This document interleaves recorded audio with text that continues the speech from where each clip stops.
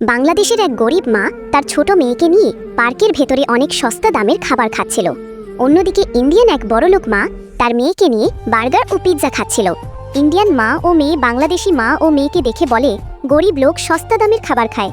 এই কথা বলে হাসতে থাকে।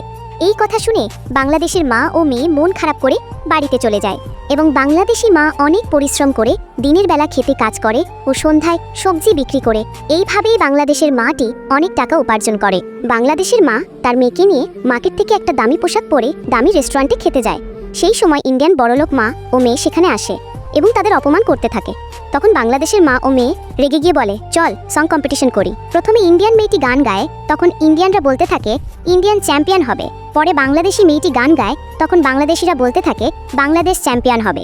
কিন্তু দুই জনের পারফরমেন্স সমান হওয়ায় চূড়ান্ত বিজয় ঘোষণা করা হবে ভোটের মাধ্যমে।